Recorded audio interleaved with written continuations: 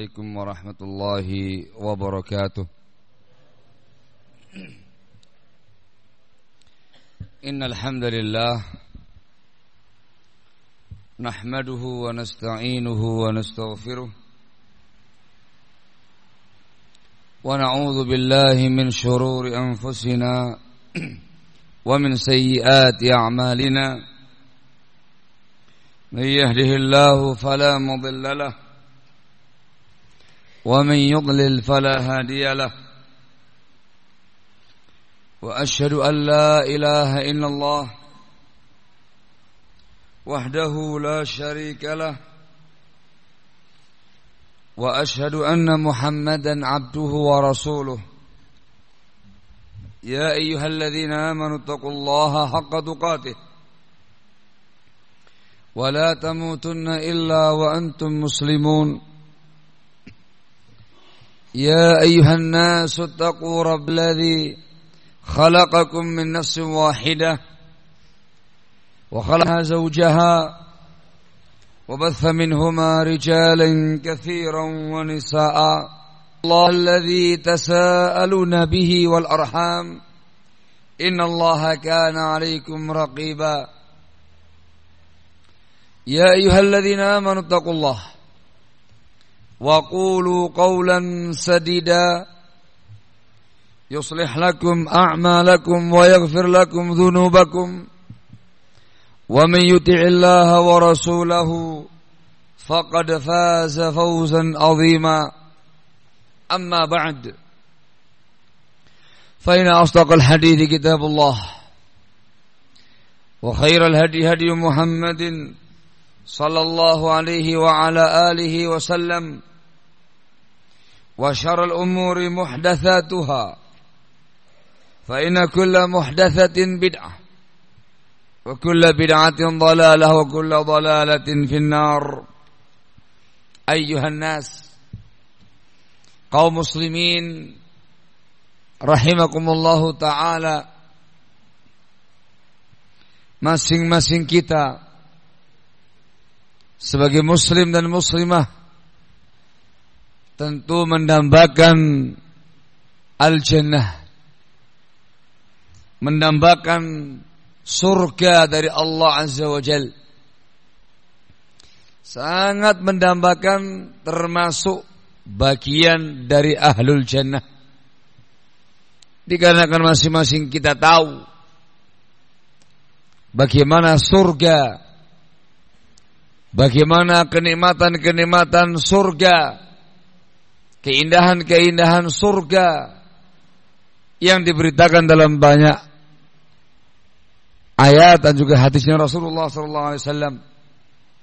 Sesuatu yang tidak bisa diungkapkan dengan kata-kata, tidak pernah dilihat oleh mata, tidak pernah terbersit dalam benak masing-masing kita, tidak pernah didengarkan oleh telinga-telinga kita. Sesuatu yang sangat luar biasa yang Allah persiapkan nanti di yaumul qiyamah. Al-jannah, dambaan masing-masing orang. Barakallahu fikum. Kaum muslimin rahimakumullahu ta'ala, mendambakan surga perkara yang boleh. Mengharapkan surga sangat dianjurkan. Sangat dianjurkan sekali kita baca berdoa kepada Allah Azza wa Jal, memohon, meminta kepada Allah Azza wa Jal untuk dimasukkan dalam surga, termasuk ahlul jannah, diselamatkan dari neraka, diselamatkan dari ahlun nar. Sangat dianjurkan.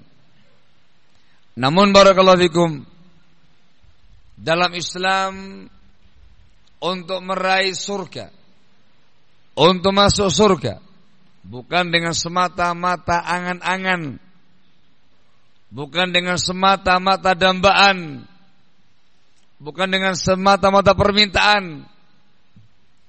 Di sana ada kuncinya, miftahul jannah. Di sana ada konsekuensinya. Di sana ada ketentuan-ketentuannya. Di sana ada persyaratan-persyaratannya. Barang siapa yang semata-mata mendamba, berharap, berangan-angan dengan tanpa mendatangkan kunci surga, maka dia tidak akan bisa meraihnya. Barakallahu fikum. Maka kaum muslimin rahimakumullahu ta'ala, pada kesempatan kali ini kita akan menyebutkan dan menjelaskan dari Nassul Kitab wa Sunnah amalan-amalan yang merupakan miftahul jannah, yang merupakan kunci surga. Amal-amal barang siapa yang melakukannya dengan benar sesuai dengan bimbingan Allah dan Rasulnya sallallahu alaihi wasallam, maka pasti masuk surga, maka pasti termasuk ahlul jannah. Dikarenakan yang menjanjikannya adalah Allah azza wa jal atau Rasulnya sallallahu alaihi wa ala alihi wasallam. Innallaha la yukhliful mi'ad. Allah tidak akan mengingkari janjinya. Nabi kita Muhammad juga Nabi yang shadiqul masduq, Nabi yang jujur, tidak akan pernah menyampaikan janji dusta kepada umatnya. Ini yang nantinya sebagai perjuangan kita di dunia ini, mewujudkan, mengupayakan, meraih surga dengan kuncinya.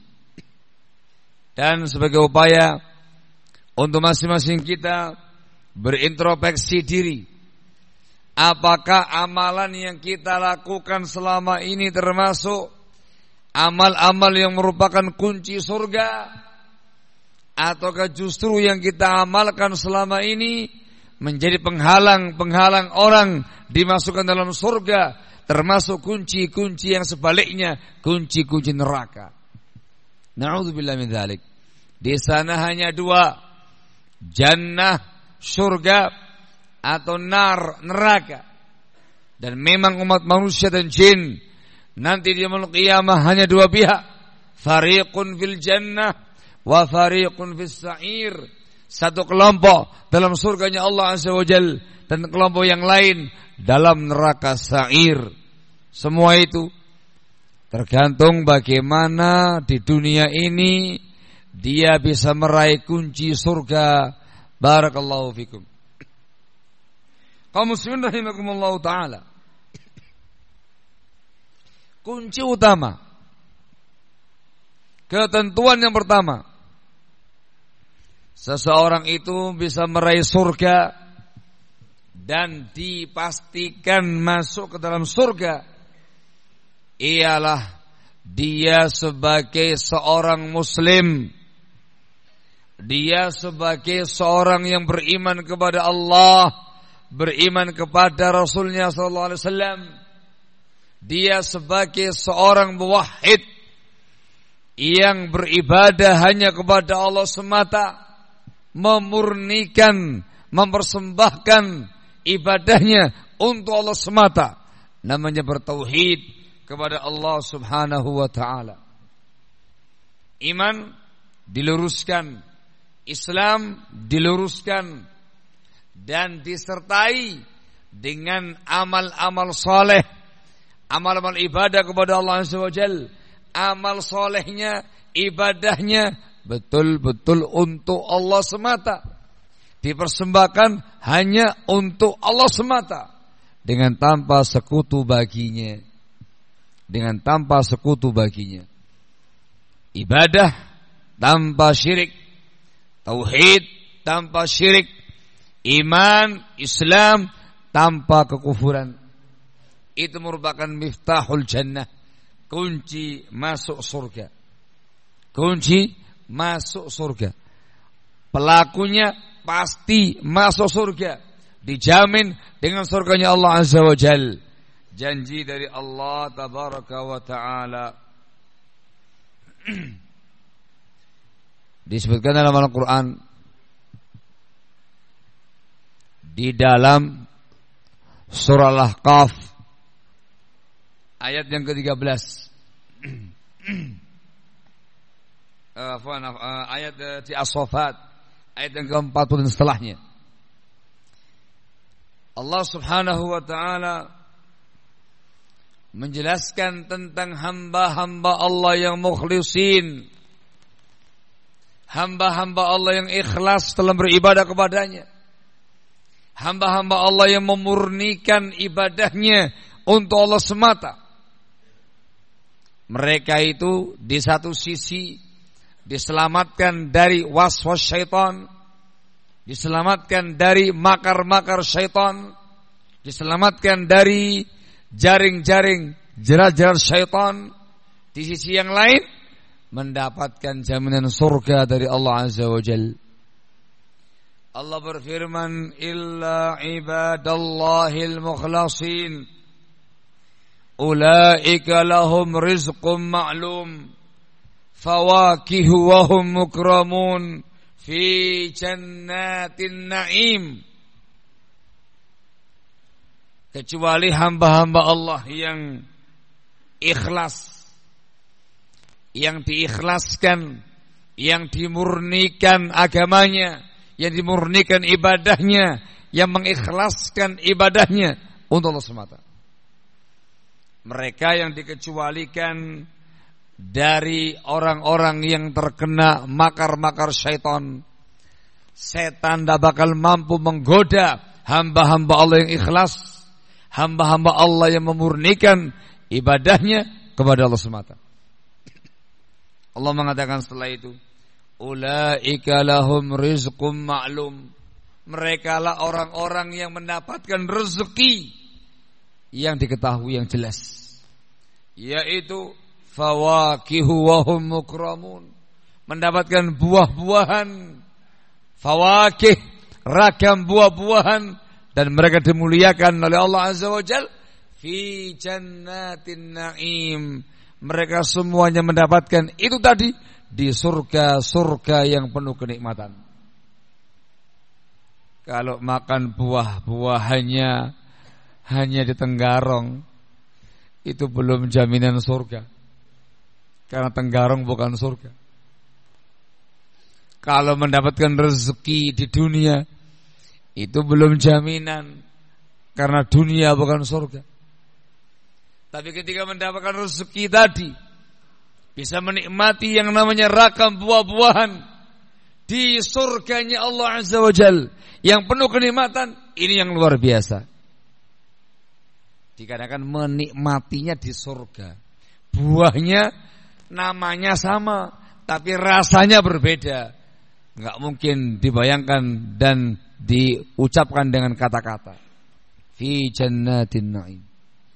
Yang mendapatkannya ibadallahil mukhlasin, hamba-hamba Allah yang mengikhlaskan, yang memurnikan ibadah mereka hanya untuk Allah semata. Luar biasa. Disebutkan dalam ayat yang lain di Al-An'am 82, ketika Allah Subhanahu wa taala menjelaskan tentang ahlu tauhid, Allah Subhanahu wa taala menjelaskan keutamaan bagi mereka, keutamaan dunia, keutamaan akhirat. Allah tabaraka wa taala berfirman, alladzina amanu wa lam yalbisu imanahum bidzulmin ulaika lahumul amnu wa hum muhtadun. Yang artinya orang-orang yang beriman, alladzina amanu, persyaratannya harus muslim, harus mukmin. Itu ketentuan utama ahlul jannah. Mohon maaf, yang tidak punya Islam, yang tidak punya iman, tidak masuk kategori. Mohon maaf, tempat yang mereka, tempat yang kedua selain jannah namanya an-nar. Allah yang mengancam demikian. Alladzina amanu, orang-orang beriman. walam yalbisu imanahum bidzulmin, dan mereka tidak mengotori, tidak mencampuri iman mereka dengan kezaliman. Ulaika lahumul amnu wa hum muhtadun. Mereka lah orang-orang yang mendapatkan rasa aman. Mereka lah orang-orang yang mendapatkan hidayah, petunjuk. Disebutkan dalam hadis Bukhari Muslim dari sahabat yang mulia Abdullah bin Mas'ud radhiyallahu taala anhu wa ardhah. Para sahabat radhiyallahu taala anhum ajma'in, ketika turun ayat ini, mereka semuanya datang pada Rasulullah sallallahu alaihi wasallam sambil menyatakan, ya Rasulullah, satu ayat yang turun kepada engkau sungguh sangat berat bagi kami. Ayat apa itu? Dibacakan tadi, alladzina amanu wa lam yalbisu imanahum bidzulmin ulaika lahumul amnu wa hum muhtadun. Ya Rasulullah, siapa di antara kami yang tidak menzalimi dirinya? Kita manusia biasa. Kita ini Bani Adam, banyak zalimnya, banyak dosanya, banyak kemaksiatannya. Kalau persyaratannya tidak boleh mencampuri iman dengan kezaliman, siapa yang sanggup ya Rasulullah? Rasul menjelaskan, bukan seperti yang kamu maksud. Apa kamu tidak mendengar ucapan hamba Allah yang saleh, Luqman al-Hakim, ketika memberikan wejangan kepada putranya, ya bunayya la tusyrik billah inna syirka la zulmun azim. Wahai anakku, kamu jangan syirik dalam beribadah kepada Allah. Jangan menyekutukan Allah dalam ibadah kamu. Inna syirka la zulmun azim. Kesyirikan itu kezaliman yang sangat besar, yang sangat agung. Dengan riwayat ini menjadi jelas, yang dimaukan dengan kezaliman dalam ayat di atas adalah kesyirikan. Sehingga maknanya, orang-orang yang beriman dan tidak mencampuri, mengotori imannya dengan kesyirikan, imannya murni kepada Allah, keislamannya murni untuk Allah, ibadahnya hanya untuk Allah, persembahannya hanya untuk Allah, sedikit pun tidak tercampur dengan kesyirikan kepada Allah. Mereka inilah yang mendapatkan keutamaan di atas. Apa itu? Ulaika lahumul amnu wa hum muhtadun. Dua keutamaan. Mereka adalah orang-orang yang mendapatkan rasa aman. Mereka adalah orang-orang yang mendapatkan hidayah, petunjuk dari Allah Azza wa Jalla. Dalam syarahnya, dalam penjabarannya, ini meliputi dunia akhirat. Merasakan rasa aman di dunia dan merasakan rasa aman di akhirat nanti dalam surga. Hidayah pun juga demikian. Mendapatkan taufik, hidayah dari Allah dengan Islam, dengan sunnah di dunia ini. Semasa hidupnya terbimbing di atas bimbingan Islam yang benar. Di akhirat nanti akan terbimbing, diberi petunjuk untuk masuk surganya Allah Azza wa Jalla. Al-amnu fid dunya wal amnu fil akhirah. Al-ihtida'u fid dunya wal ihtida'u fil akhirah. Dapat dua-duanya. Dapat keutamaan duniawi dan dapat keutamaan ukhrawi. Dan yang paling inti ukhrawinya itu bukan semata-mata masuk surga, tapi aman, tentram, damai, sejahtera di surga. Bukan semata-mata mendapatkan hidayah menuju surganya Allah Azza wa Jalla. Apa syaratnya? Apa syaratnya? Yang pertama, beriman dulu. Mohon maaf, ini kaplingannya kaum muslimin. Boleh gak mengatakan seperti itu? Boleh enggak kita mengatakan ini kaplingannya kaum muslimin? Boleh enggak?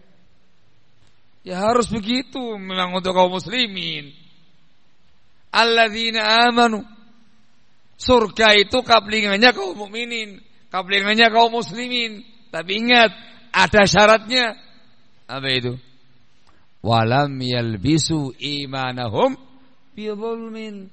Persyaratannya iman kalian, keislaman kalian, amal kalian, ibadah kalian tidak boleh dicampuri dengan kezaliman yang besar. Apa itu?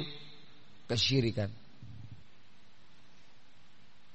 Barakallahu fikum. Dari sini kaum muslimin rahimakumullahu taala, agar masing-masing kita pasti masuk surga, jadilah hamba Allah yang muslim, jadilah hamba Allah yang mukmin.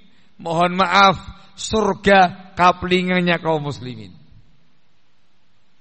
Agar pasti masuk surga,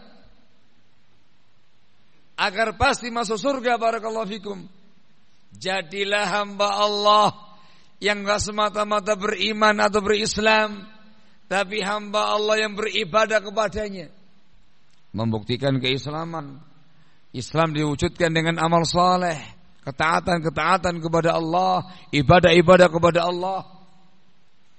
Agar supaya kita masuk surga dan pasti masuk surga, ibadahnya tidak boleh ada unsur kesyirikan padanya. Ini ketentuan yang paling utama. Dari sinilah kita harus mengkaji dan mempelajari apa tauhid itu, bagaimana ibadah itu. Dan yang kedua, kita harus mempelajari apa syirik itu. Karena syirik inilah yang membinasakan umat manusia. Azab datang karena kesyirikan, hukuman Allah datang karena kesyirikan, orang dimasukkan dalam neraka karena kesyirikan, yang menghalangi orang dari surganya Allah kesyirikan. Kezaliman yang paling besar, syirik dalam beribadah kepada Allah, harus diketahui untuk diwaspadai.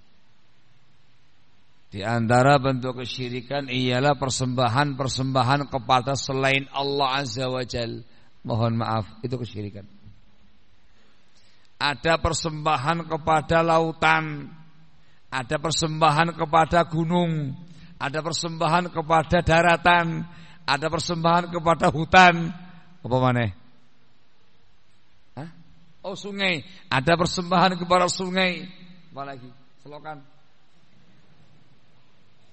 Segala bentuk persembahan-persembahan kepada makhluk, kepada selain Allah, itu berarti Anda mempersembahkan sebuah ibadah kepada selain Allah. Itu merupakan kemusyrikan, itu merupakan kesyirikan. Ini merupakan sumber bencana, sumber malapetaka, kunci masuk neraka, penghalang dimasukkan dalam surganya Allah Azza wa Jalla. Nabi kita Muhammad SAW dalam banyak riwayat, dalam banyak hadis menegaskan, man laqiyallaha la yusyriku bihi syai'an dakhal jannah. Barang siapa yang berjumpa dengan Allah, dia mati, dia wafat, nanti di hari akhir berjumpa dengan Allah dalam keadaan tidak pernah syirik sedikit pun, maka dimasukkan dalam surganya Allah Azza wa Jalla. Artinya apa? Yang berjumpa dengan Allah dan dia musyrik, jatuh dalam kesyirikan, dakhalan nar, dia akan dimasukkan dalam nerakanya Allah Azza wa Jalla. Mimpinya di surga, bangun mimpi di neraka. Nauzubillah min dzalik. Itu di antara bentuk persembahan, bentuk kesyirikan kepada Allah Azza wa Jalla. Persembahan selain Allah Azza wa Jalla. Itu mohon maaf bukan perkara adat, tapi sudah masuk dalam kerangka prinsip, kerangka akidah. Semua bentuk persembahan, apapun bentuknya, sekecil apapun, dipersembahkan kepada Allah Subhanahu wa ta'ala. Ada sebuah riwayat Secara sanad diperbincangkan oleh para ulama, ada yang mengatakan dhaif dan mengatakan hasan, namun secara makna sahih. Haditsun fi qissatiz dzubab. Hadits tentang kisah persembahan seekor lalat. Jadi di masa lalu ada seorang raja yang zalim. Zalim, sadis, bengis, lalim, musyrik, kafir. Siapa saja yang melewati sebuah tempat kekuasaannya, dia harus mempersembahkan sesuatu kepada berhalanya. Apapun yang mempersembahkan sesuatu, bebas, lepas, yang tidak dibunuh. Ada 2 orang lewat, masing-masing dipaksa untuk mempersembahkan sesuatu kepada berhala tadi. Yang satu menolak dikarenakan itu merupakan kesyirikan kepada Allah Azza wa Jalla. Dia seorang muwahhid, dia menolak.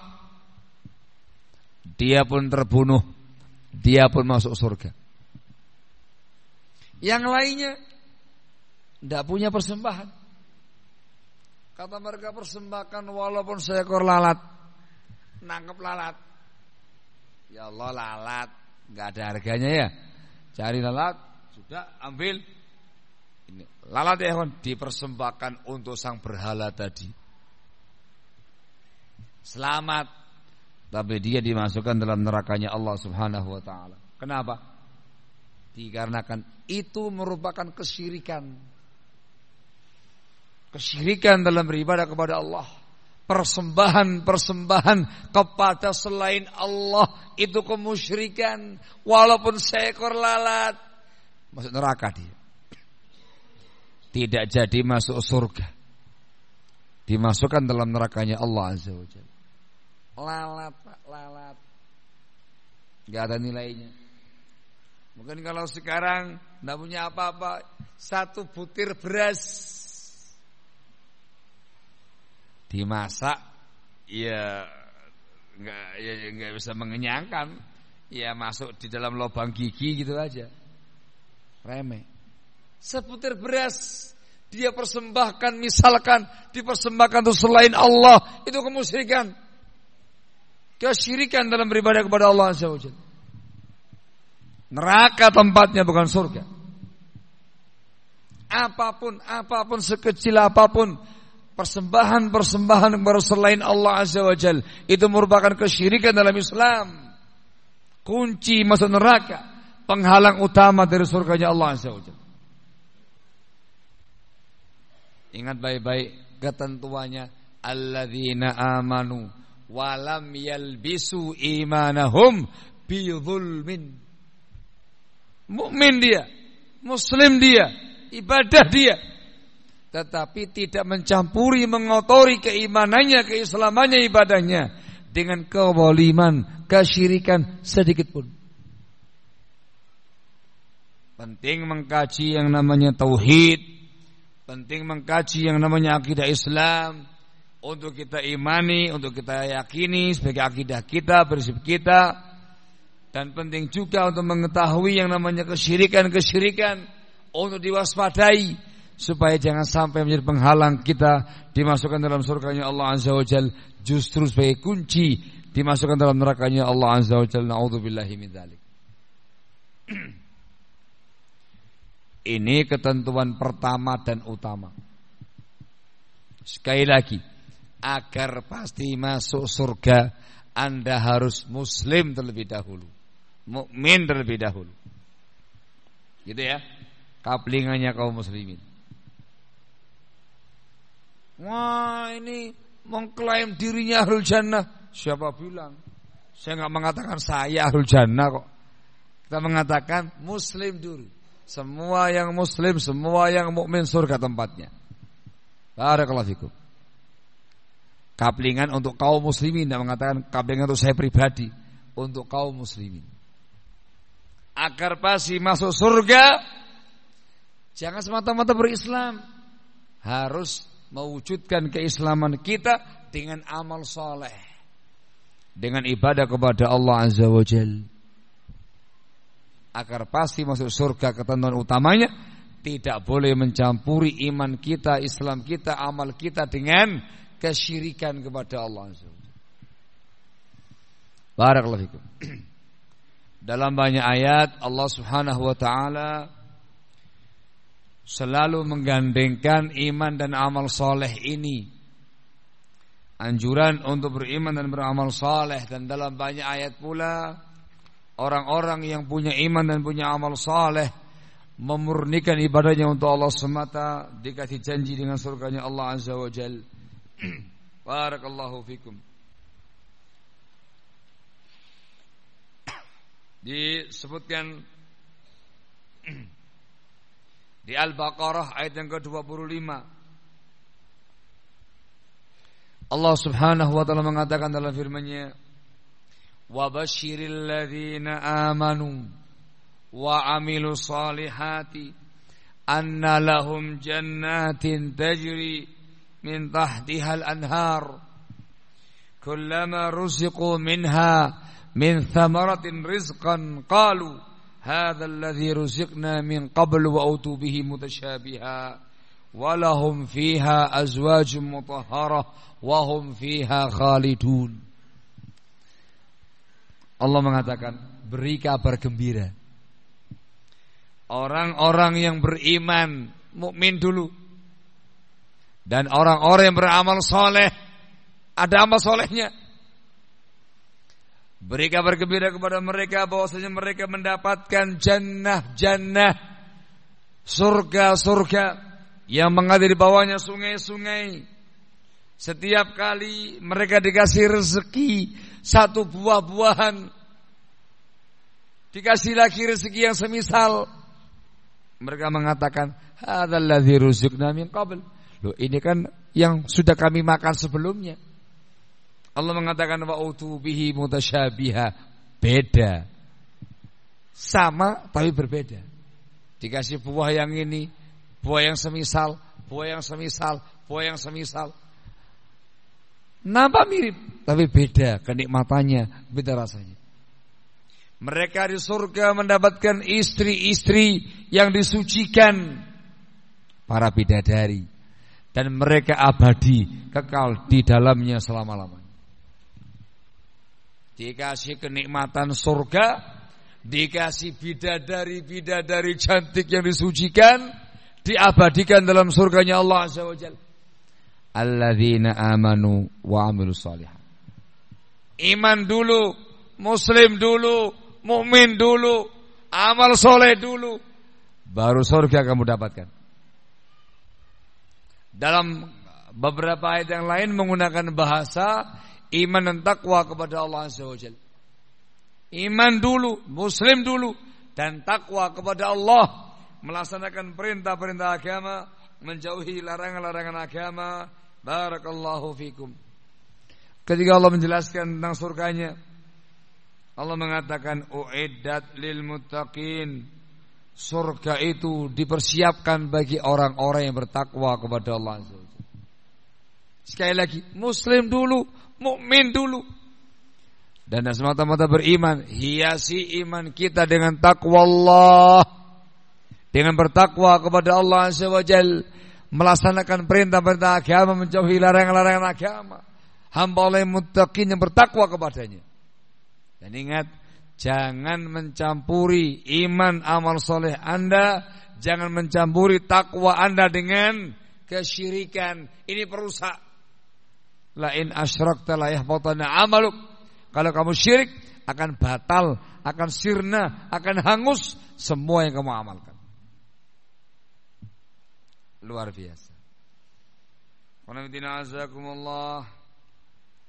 Di antara amalan yang memastikan orang tadi dimasukkan dalam surganya Allah Azza wa Jalla ialah al-istiqamah ala tauhid, al-istiqamah ala al-iman, al-istiqamah ala amal salih, al-istiqamah ala adam syirik. Iman iya, amal soleh iya, takwa iya, tambah syirik. Selanjutnya istiqomah di atasnya. Ini kunci yang berikutnya lagi yang terpenting. Istiqomah di atas. Disebutkan dalam Al-Quranul Karim di Al-Ahqaf ayat yang ke-13. Allah mengatakan dalam firman-Nya, Innal ladzina qalu rabbuna Allah thumma istaqamu fala khaufun 'alaihim wa la hum yahzanun ulaika ashabul jannati khalidina fiha jazaa'an bima kanu ya'malun. Sesungguhnya orang-orang yang mengatakan Rabb kami adalah Allah, Rabbuna Allah, Muslim dulu, mukmin dulu, tsumma istaqamu, kemudian mereka istiqomah di atas keislamannya, keimanannya, amal solehnya, ketauhidannya, akidahnya. Istiqomah ini penting. Allah mengatakan fala khaufun 'alaihim wa la hum yahzanun, maka mereka tidak akan merasakan rasa takut, tidak boleh bersedih hati. Maknanya mereka tidak takut apa yang di depan mereka. Di depan mereka nanti di yaumul qiyamah surganya Allah. Enggak bakal bersedih hati apa yang dia tinggalkan di dunia ini terkait dengan istrinya, anak-anaknya, keluarganya. Enggak sedih dia. Dikarenakan dia yakin Allah yang akan mengurusi mereka semua. Allah yang menjaga mereka semuanya. Allah mengatakan setelah itu, ulaika ashabul jannah khalidina fiha. Merekalah ahlul jannah, kekal di dalamnya selama-lamanya, jazaa'an bima kanu ya'malun, sebagai balasan dari apa yang mereka amalkan. Ini yang berikutnya, Pak. Muslim dulu, mukmin dulu, beramal dulu, bertakwa dulu, jangan syirik. Apa setelah itu? Istiqomah. Istiqomah di atas itu semua. Sampai kapan? Istiqomah sampai kapan? Sampai kapan? Sampai mati. Ini perjuangan yang luar biasa. Sampai mati. Kalau istiqomahnya 1 hari, gampang lah.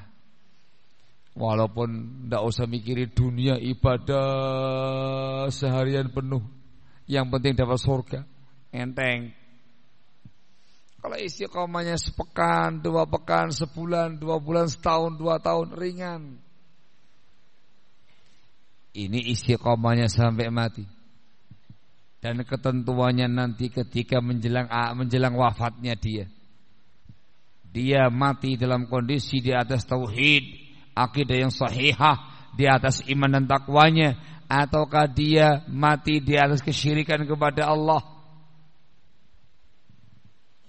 Nabi kita Muhammad mengatakan dalam sabdanya sallallahu alaihi wasallam, innamal a'malu bil khawatim.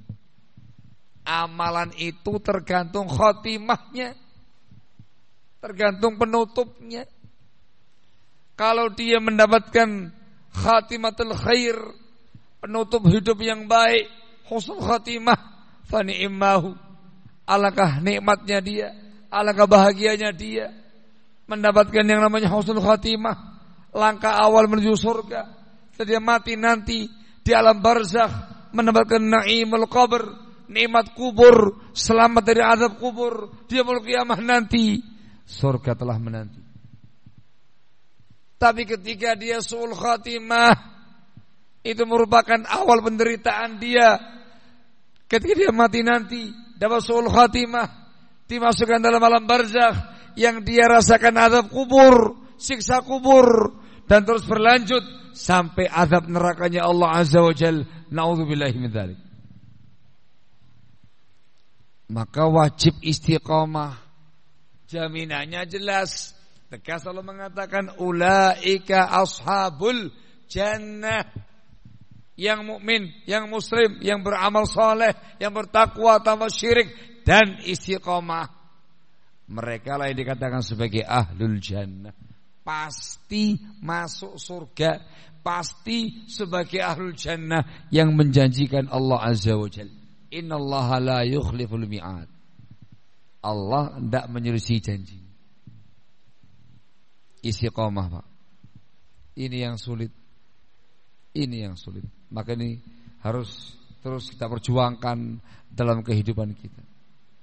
Untuk supaya kita bisa istiqomah, kita harus memiliki ilmu. Harus belajar Islam, mengkaji agama Allah, mengilmui bimbingan Al-Quran dan Sunnah. Harus mengerti akidah Islam, tauhid, ibadah yang benar, amal yang saleh, takwa kepada Allah. Harus mengilmui kesyirikan itu dihindarkan, penyimpangan-penyimpangan yang lain itu dihindarkan. Harus punya ilmu supaya kita tahu ini yang hak, ini yang batil, ini yang halal, ini yang haram, ini yang tauhid, ini yang syirik, ini yang iman, ini yang kufur. Dengan ilmu amalkan setelah itu supaya manfaat ilmunya.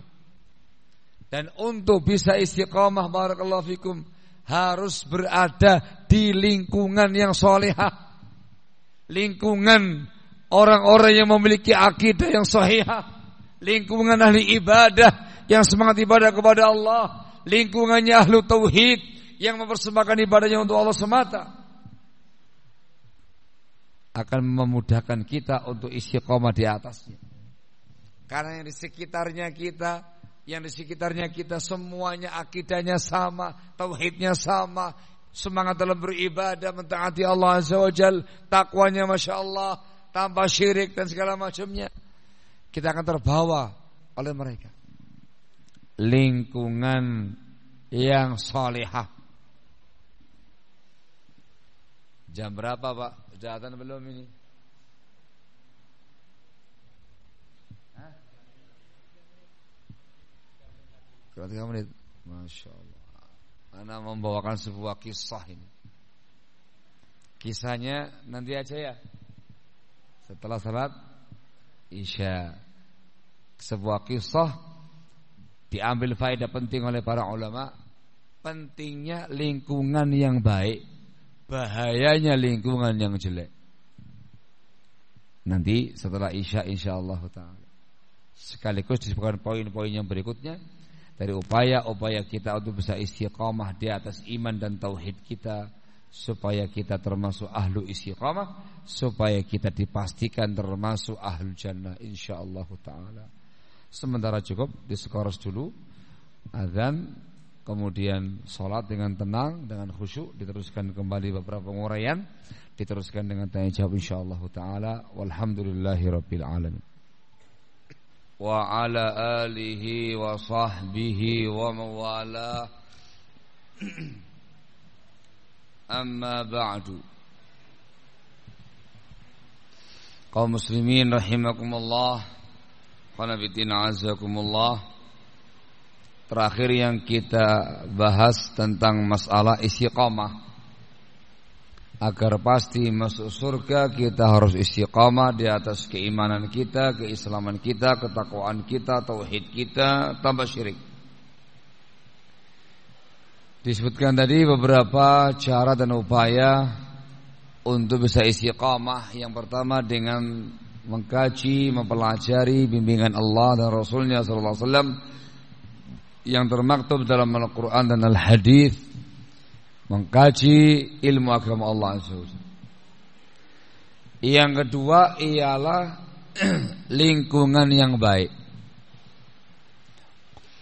Supaya istiqamah kita harus berada di lingkungan orang-orang saleh, lingkungan orang yang bertakwa kepada Allah, lingkungannya ahlu tauhid.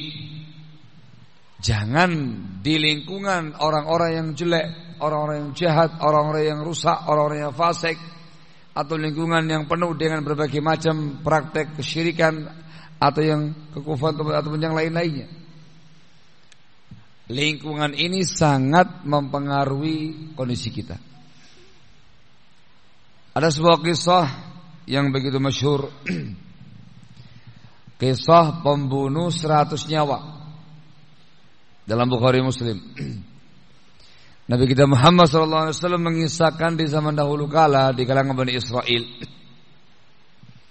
ada seseorang laki-laki yang membunuh 99 nyawa. Jumlah yang sangat besar. Dosa yang teramat sangat. Membunuh satu nyawa saja begitu besar. Apalagi 99 nyawa, sangat besar. Dalam hatinya muncul keinginan bertaubat kepada Allah SWT. Sangat kuat kemauan dia untuk bertaubat kepada Allah SWT. Istighfar, dia merasakan betapa jeleknya dirinya, betapa besar dosanya. Dia bertanya, siapa orang yang terbaik di tempat ini? Ditunjukkan seorang ahli ibadah, rahib. Ia pun ke sana, menyampaikan kepada sang rahib, sesungguhnya aku telah membunuh 99 nyawa.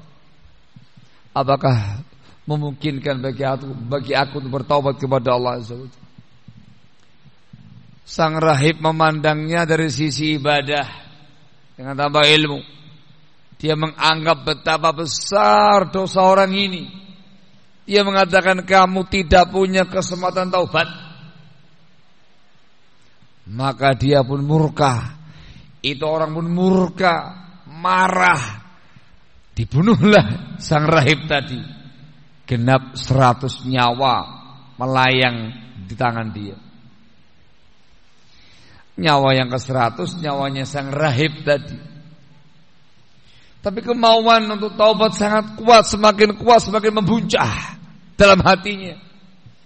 Bertanya lagi kepada mereka yang di sekitarnya, siapa di sini yang paling alim, yang paling utama? Ditunjukkan seorang alim dari ulama di masa itu. Datang ke sana menyatakan, aku telah membunuh 100 nyawa. Apakah saya bisa bertaubat? Sang alim memandang dengan ilmu. Dia mengatakan, tidak ada yang menghalangi engkau dari taubat. Engkau masih punya kesempatan bertaubat. Sang alim mengatakan, ini yang saya inginkan dari hadis. Kata sang alim memberikan ujangan, walakinnaka bi ardi su'in. Tapi kamu sekarang ini berada di daerah jelek, di wilayah orang-orang jelek. Makanya kamu sekarang banyak membunuh. Pengen taubat? Fadhhab ila ardi kadza wa kadza fa fiha unasun salihun ya'budunallah fa'budillaha ma'ahum. Kamu pergi ke daerah ini, daerah demikian, sebuah tempat. Di sana ada orang-orang yang soleh yang beribadah kepada Allah Azza wa Jalla. Beribadahlah kepada Allah bersama mereka di sana. Hadza syahid. Intinya apa? Sang alim memberikan masukan supaya taubatnya kamu itu benar, kamu harus pindah lingkungan. Jangan tinggal bersama dengan orang-orang yang jahat. Kamu tambah jahat, kampuh nanti kamu nanti. Kepingin bertaubat, kepingin insaf, pindah tempat, pindah daerah, pindah lingkungan, bersama dengan orang yang saleh, beribadah kepada Allah bersama dengan orang-orang yang saleh. Dia pun berangkat ke sana, menyiapkan bekal berangkat menuju ke tempat yang dia tuju tadi. Sampai di tengah jalan dia mengalami sakaratul maut. Usahanya sangat kuat. Disebutkan dalam riwayat tadi, dia sampai merangkak-rangkak, berjalan dengan perutnya sekuat tenaga supaya sampai ke tempat tadi. Kemauan yang sangat kuat untuk bertobat kepada Allah Azza wa Jalla. Kemudian dia pun mati. Disebutkan dalam hadis, malaikat rahmat dan malaikat azab berseteru, berselisih siapa di antara mereka yang mencabut nyawa orang ini. Katanya malaikat rahmat, aku yang berhak mencabutnya, dikarenakan dia bertaubat kepada Allah Azza wa Jalla. Kata malaikatul azab, aku yang mencabut nyawanya dikarenakan dia belum pernah dikarenakan dia belum bertaubat kepada Allah, belum mengamalkan kebaikan sedikit pun. Maka Allah mengutus seorang malaikat kepada mereka, memberikan hukum kamu ukur saja jarak antara dia dan daerah asal dan jarak antara dia dengan tempat tujuan. Diukur. Disebutkan dalam riwayat Allah mengatakan kepada daerah asalnya menjauh. Allah mengatakan kepada tempat tujuan dia mendekat. Ketika diukur ternyata orang ini lebih dekat ke tempat tujuan hanya selisih 1 jengkal saja dengan tempat asal. Maka dia pun rohnya dicabut oleh malaikatur rahmah, dia pun dimasukkan dalam surganya Allah Azza wa Jalla. Yang kita inginkan adalah jangannya sang alim tadi kamu pindah ke tempat ini tempat itu. Di sana ada orang-orang saleh beribadah kepada Allah. Beribadahlah kepada Allah bersama dengan mereka. Itu menunjukkan pentingnya lingkungan yang baik. Bahayanya lingkungan yang jelek. Itu orang sampai membunuh 100 nyawa dikarenakan di atas sebabnya adalah dikarenakan dia lingkungannya jelek, lingkungannya jahat, terbawa oleh lingkungan dia menjadi pembunuh 100 nyawa. Kebaikan istiqamah harus di lingkungan yang salehah, di tengah-tengah orang yang saleh, yang bertakwa kepada Allah, ahlu ibadah, ahlu tauhid, supaya kita bisa beribadah kepada Allah bersama dengan mereka, terjauhkan dari berbagai macam penyimpangan dan kesyirikan yang ada. Insyaallah surga menanti kita. Di antara upaya istiqamah barakallahu fikum ialah as-suhbatus salihah. Kita harus pilih sahabat karib, pilih teman karib, sahabat yang dekat dengan kita dipilih.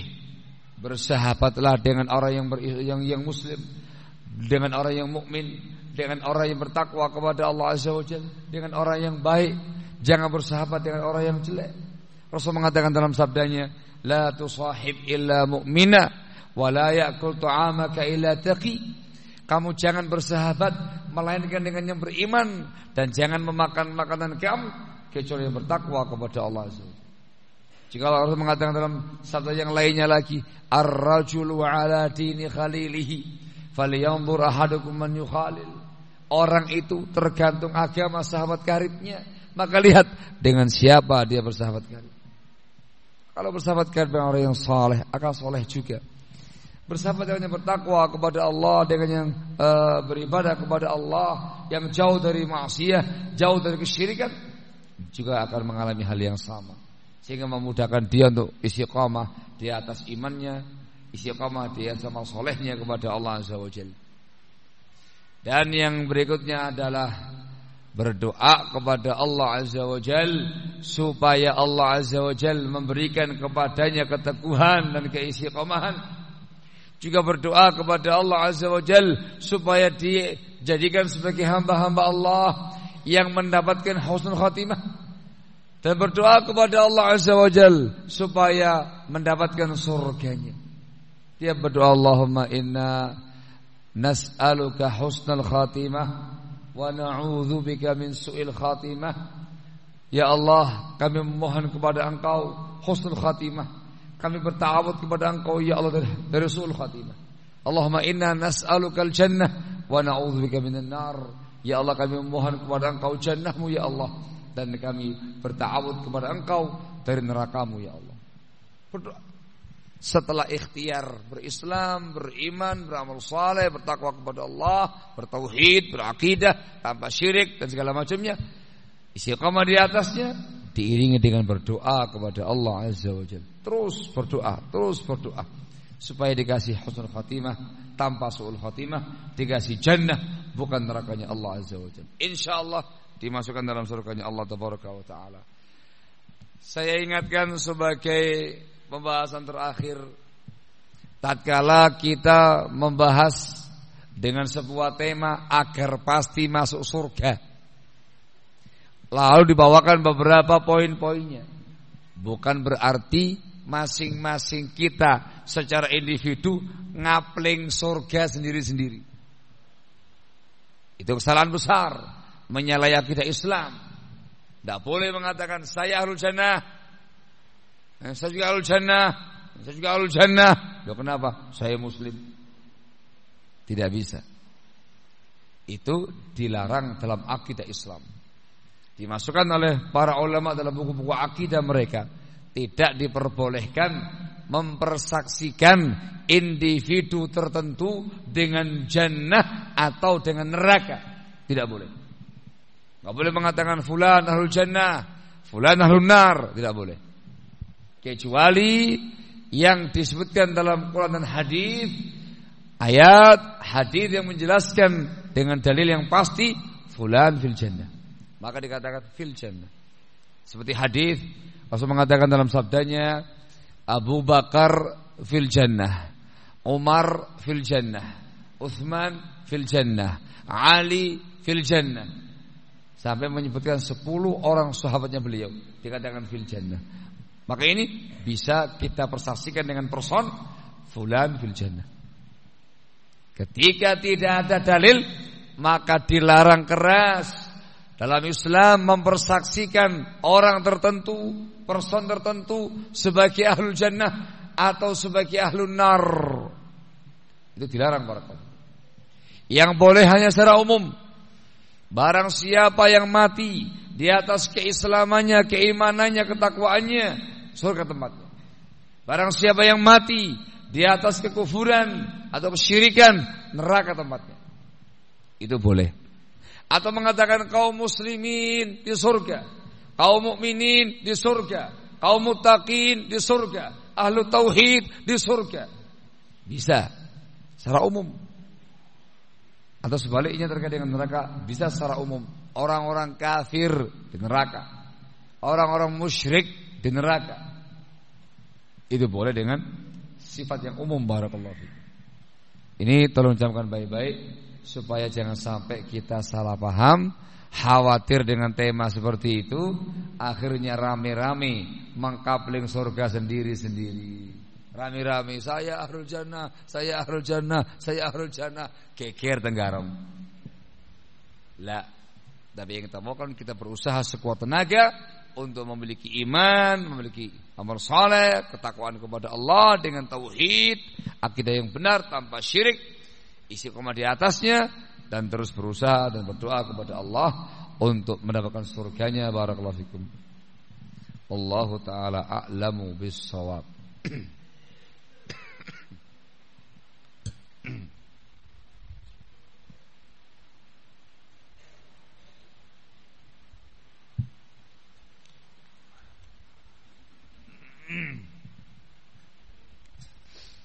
Apakah termasuk safar?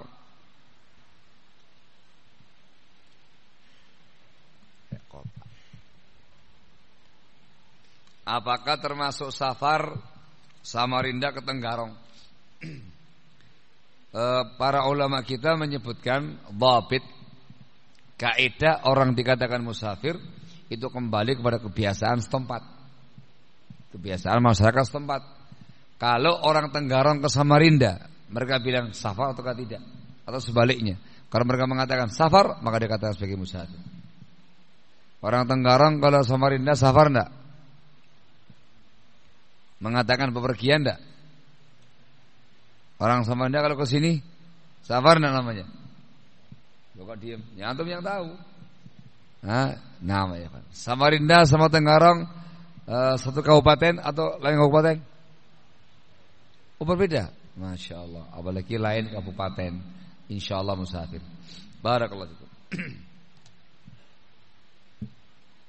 Allahu ta'ala a'lam bis-shawab.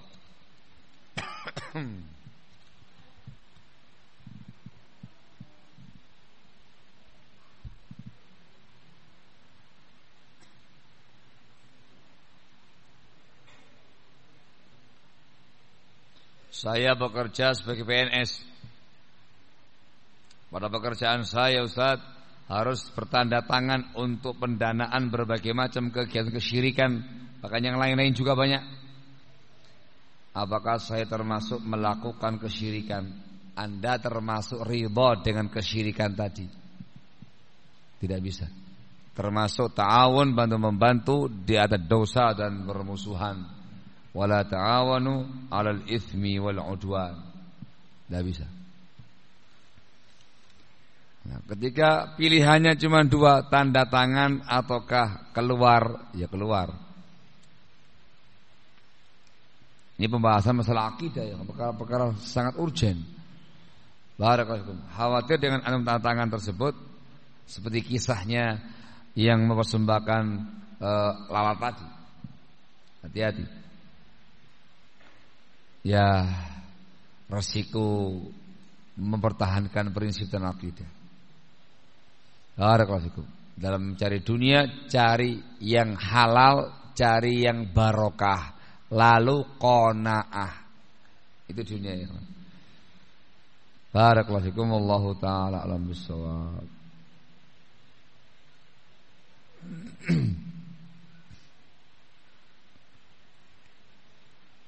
Tadi Ustaz bilang dalam kisah tersebut ada orang yang masuk neraka disebabkan oleh lalat. Bukankah dalam kondisi darurat seseorang terbebas atau dimaafkan dari hal demikian? Kondisi dia bukan darurat. Barakallahu fikum. Dia bisa kabur, dia bisa melawan dan segala macamnya ketika itu. Barakallahu fikum. Dan itu keutamaan bagi seseorang yang mempertahankan prinsip walaupun harus mengorbankan nyawa, mati di atas ketauhidan. Barakallahu fikum. Baik, ketika memang kondisinya betul-betul sangat darurat dengan yang disebutkan oleh para fuqaha kita, maka labas orang tersebut mengucapkan kata-kata kufur atau berbuat tindakan kufur. Dia enggak dihukumi kesyirikan atau kekufuran. Barakallahu fikum. Tapi ingat ya, betul-betul dia dikatakan darurat. Barakallahu fikum. Wallahu a'lam bishawab.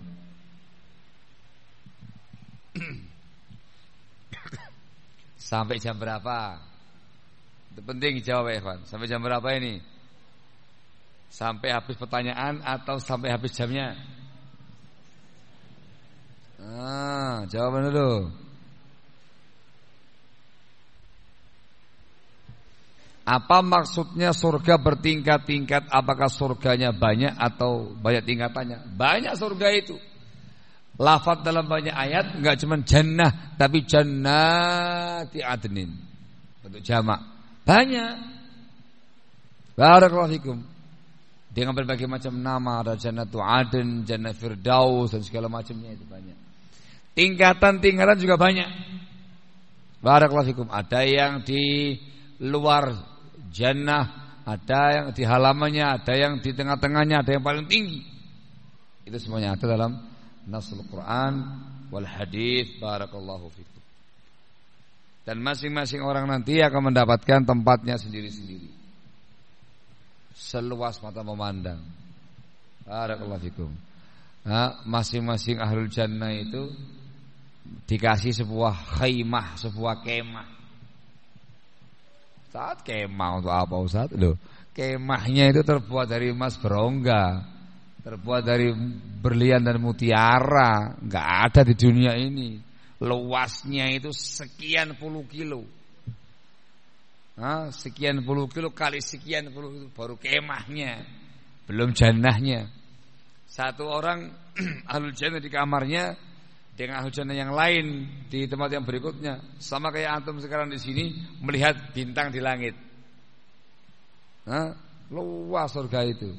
Jangan dikirakan satu tanggarong aja. Barakallahu fikum. Na'am, barakallahu fikum. Yang penting kita menjadi ahlul jannah. Barakallahu fikum.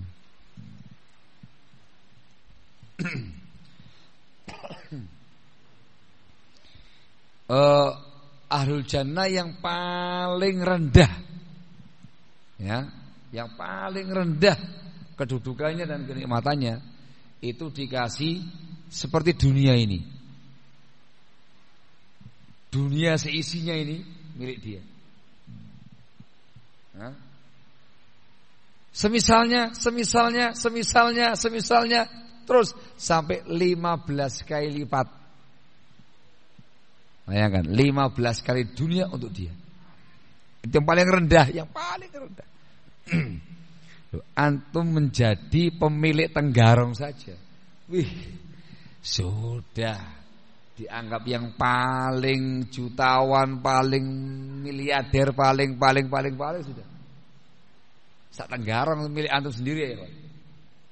Sak Tenggarong. Lah ini satu dunia dan 15 kali lipatnya. Itu yang paling rendah. Makanya surga enggak mungkin dibayangkan. Nah, enggak mungkin dibayangkan barakallahu fikum. Wallahu taala alam bis-shawab. Yang ini nanti. Nah, kalau saya nggak tahu jawabannya gimana, malah dipaksa jawabannya. Ini nanti. Sampai jam berapa? Deh. Ya apa iki?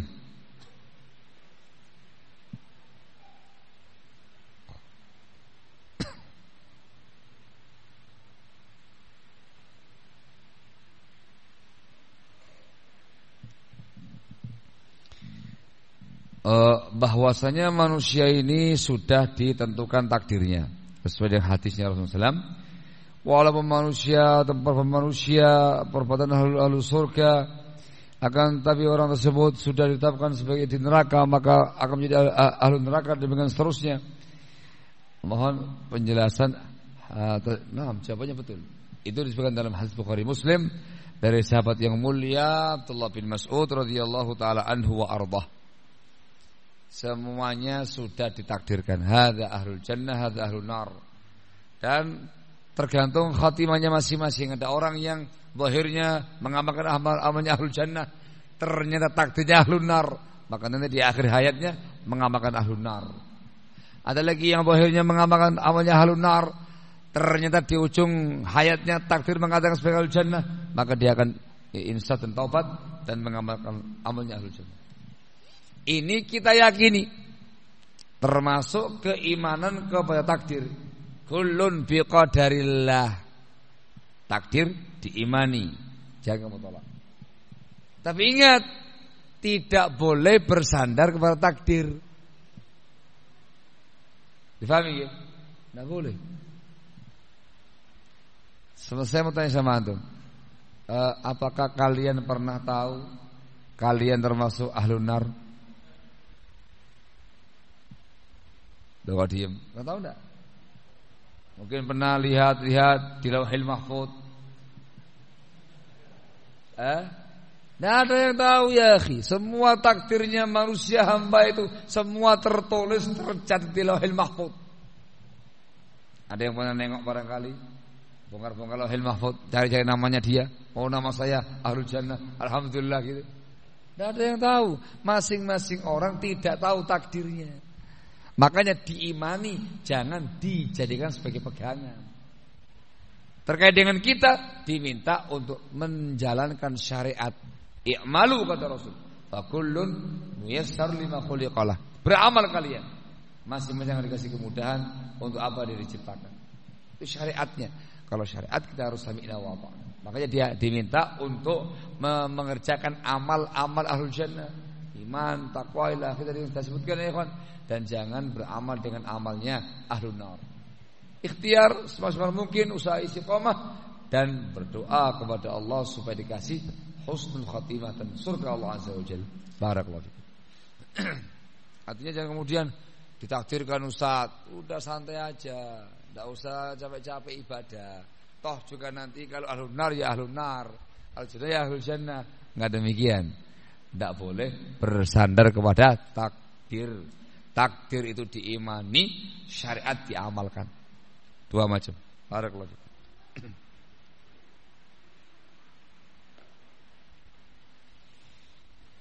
Wallahu a'lam ini. Apakah jin-jin yang masuk surga bisa dilihat oleh manusia atau punya perbedaan? Wallahu a'lam bishawab. Saya enggak tahu. Yang jelas jin termasuk manusia, dia mukallaf. Yang mukmin dalam surga, yang kafir dalam neraka. Rinciannya apakah nanti mereka bagaimana? Wallahu a'lam bishawab. Perkara gaib semuanya kembalikan kepada Allah azza wajalla. Barakallahu fiik. Sampai jam berapa? Ini mana nih? Hah? Sampai jam berapa? Oh, 8:30. Berarti sampai habis jamnya. Bukan sampai habis pertanyaannya.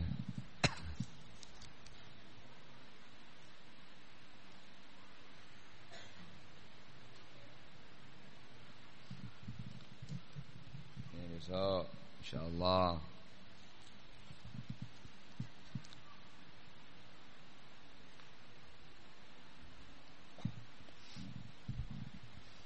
Mungkinkah seseorang itu bisa ditimpa riya dalam kesendiriannya tanpa ada orang sekitarnya?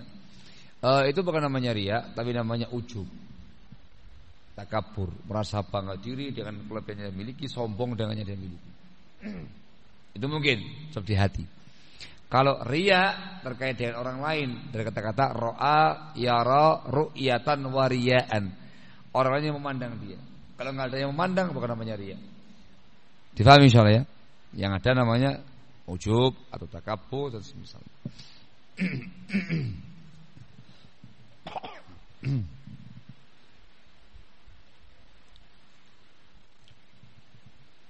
Nanti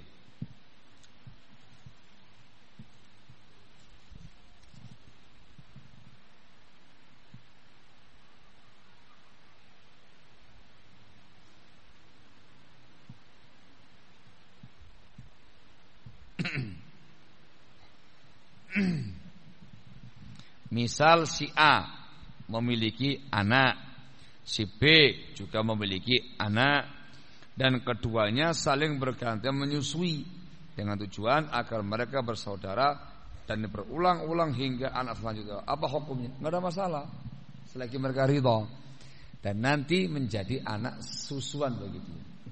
Ketentuannya adalah 5 kali menyusui, ya, 5 kali susuannya mengenyangkan.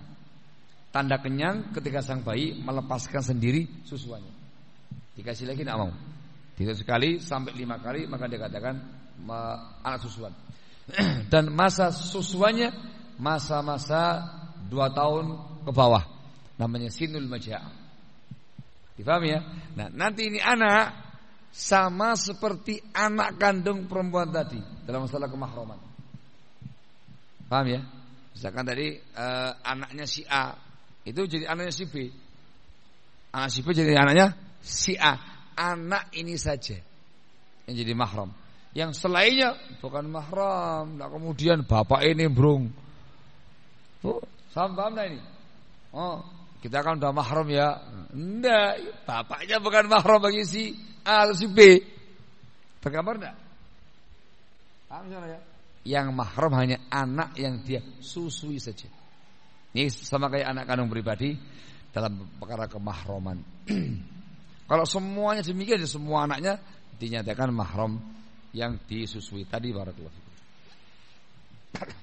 Jangan disebut dalam hadis ar-radha'atu tuharrimu ma yuharrimun nasab.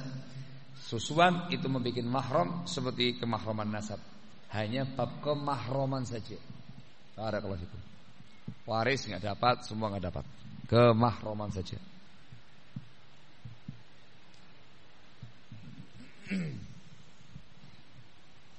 Kurang 7 menit.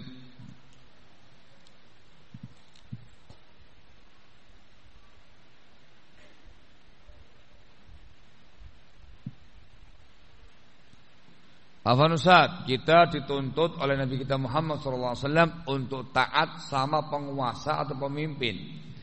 Baik, apabila kita naik motor tidak pakai helm, itu termasuk enggak mentaati penguasa?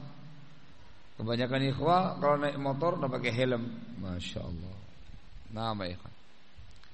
Jadi himbauan-himbauan pemerintah dan penguasa untuk kemaslahatan umum itu wajib ditaati. Urusan lalu lintas dan segala macam wajib ditaati. Bagaimana terkait dengan masalah helm? Di sini ada rincian daerah. Kalau itu daerah tertib lalu lintas, termasuk wilayah yang dihimbau, bahkan dianjurkan, bahkan diperintahkan oleh pihak kepolisian untuk menggunakan helm, maka wajib pakai helm. Antum semata-mata pakai helm itu sudah ibadah kepada Allah, termasuk beramal saleh dengan mentaati penguasa. Yang nggak pakai helm maka dia berdosa, sudah mentaati penguasa. Difahami ini? Tapi kita di wilayah-wilayah yang nggak termasuk dalam kategori ini, bebas, tidak ada masalah nggak pakai helm. Paham nggak? Coba Paham misalnya ya? Ada kawasan tertib lalu lintas, kawasan bebas. Biasanya yang di gang-gang, jalan-jalan kecil, pelosok-pelosok, itu nggak usah pakai helm, nggak ada masalah. Polisi nggak bakal nangkep. Ada nggak ya kepolisian razia di gang sempit? Ada nggak? Ada nggak? Pernah ada di komplain oleh sebagian mereka. Razia kok di gang sempit, ini apa ini? Ngomong-ngomong ya. Allah musta'an. Difahami ya? Tapi kalau jalan-jalan utama yang besar, biasanya itu kawasan tertib lalu lintas, maka pakai helm, pakai SIM dan segala macamnya. Difahami soalnya? Dipahami. Barakallahu fikum. Kurang 4 menit.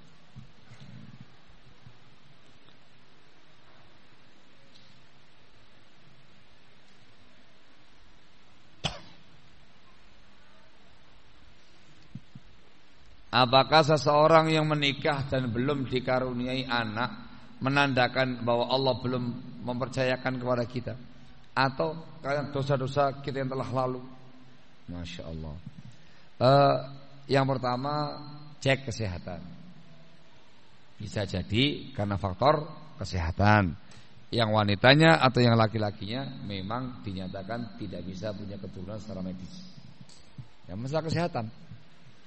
Tapi kalau semuanya sama-sama sehat, maka bisa jadi 2 poin tadi.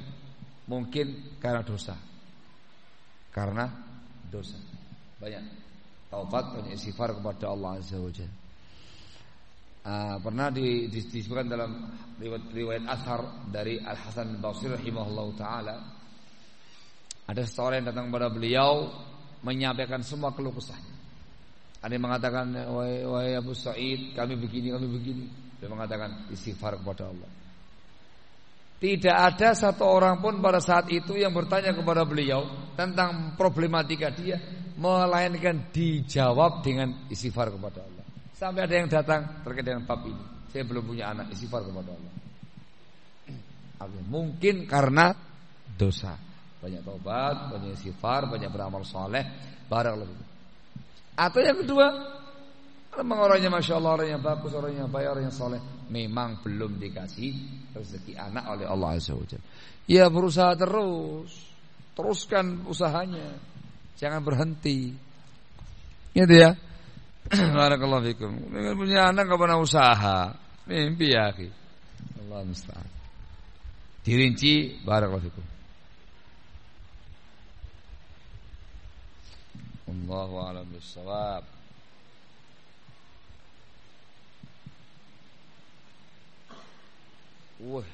Pas 8:30. Apakah orang yang mudah memaafkan, mudah untuk masuk surga, termasuk amalan dan sifatnya orang yang bertakwa yang dengan itu dimasukkan dalam surga? Wal kadhiminal ghaidha wal 'afina 'anil nas. Orang-orang yang bisa menahan amarahnya dan memaafkan orang lain. Barakallahu fikum. Memaafkan orang yang layak dimaafkan. Maka termasuk sifatnya orang yang bertakwa kepada Allah Azza wa Jalla, termasuk amal yang menyebabkan dia dimasukkan dalam surganya Allah Azza wa Jalla. Barakallahu fikum. Allahu ta'ala bisawab. Ini yang saya utarakan dikarenakan waktunya habis. Jam 8:30. Pas persis. Saya nengok sebelah sana ya, Pak. Pas persis. Sehingga insyaallah yang belum terjawab akan kita upayakan dijawab keesokan subuh, walaupun mungkin tidak semuanya. Barakallahu fikum. Semoga manfaat dan terus berjuang dan berusaha sekuat tenaga menjadi hamba Allah yang beriman, yang bertakwa kepadanya, istiqamah di atasnya, bertauhid tanpa syirik, dan banyak berdoa kepada Allah Azza wa Jalla. Semoga termasuk hamba Allah yang dikasih hidayah, dikasih husnul khatimah, dan termasuk ahlul jannah. Amin ya rabbal alamin. Naktafi lahuna subhanaka wa bihamdika asyhadu an la ilaha illa anta astaghfiruka wa atubu ilaik. Assalamualaikum warahmatullahi wabarakatuh.